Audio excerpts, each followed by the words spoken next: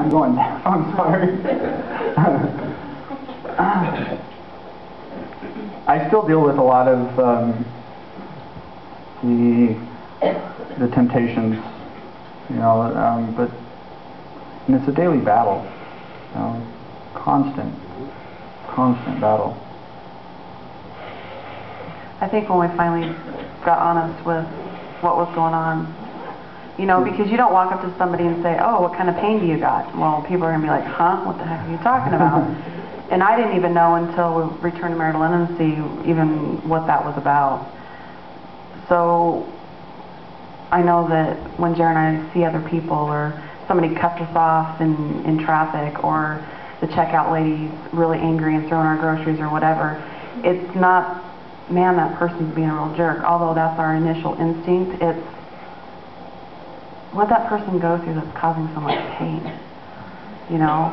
And Brian talked about his sermon of the radical prayer, and I actually read the little tiny book, and I am not a reader. If anybody knows me, they know I'm not a reader. So I read this little book and start praying it, and God had kind of been working on me, I mean, this whole time, but really weighing on me lately, and told me that I needed to quit my job and to go to training at Caring for the Heart Ministries to do their,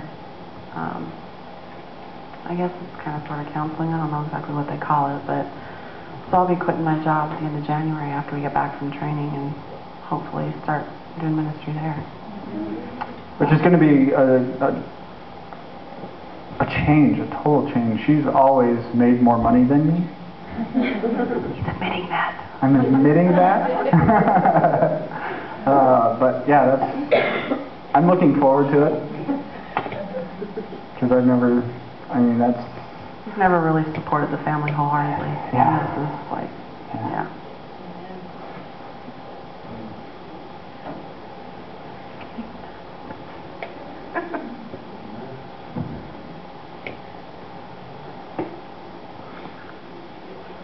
Thank you.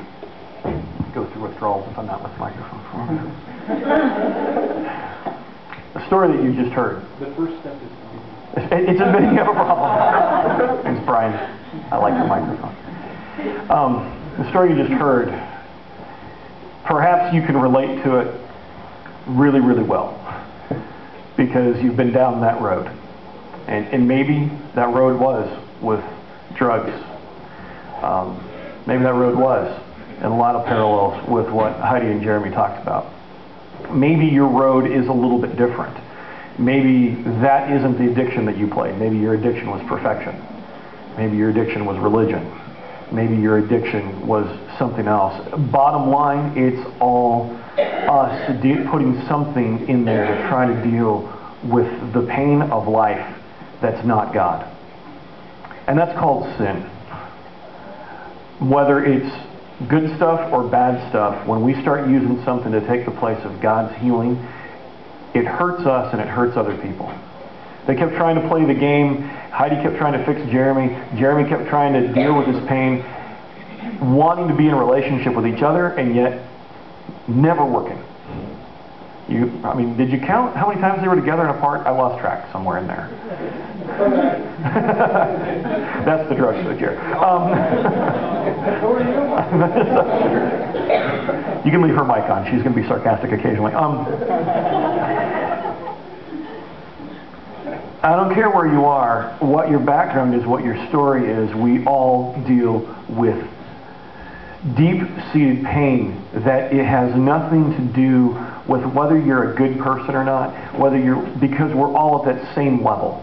It's all us trying to fill up our hearts with something other than God.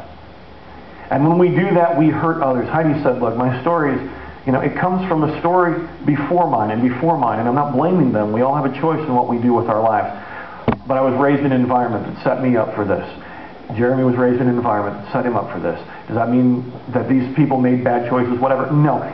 Or were bad people or whatever? No. It's merely a cycle of sin until we start to say, God, come in, because you're the only one that can heal it. And when we're looking to anyone else to heal us outside of God, we end up hurting each other. Heidi wanted to heal herself by healing Jeremy. some of us know what that's about. If I can make you all right, then I'm okay.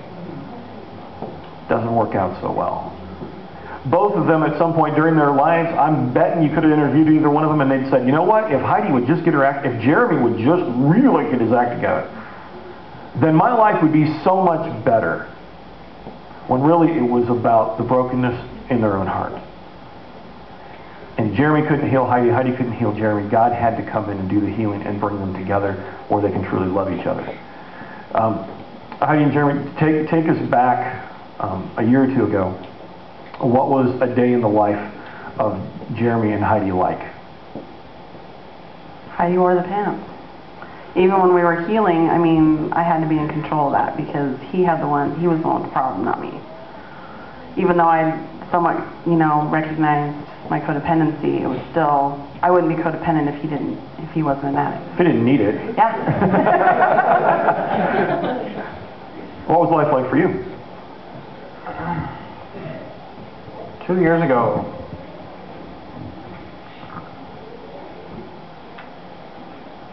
life for me was, I think I was still unsure on what I was doing. I mean, at home it was, it was her controlling me, and I think that's what drove me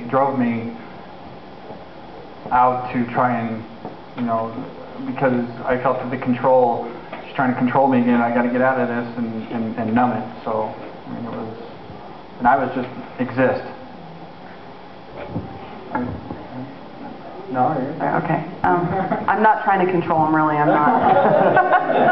Admitting you have a problem is the first step.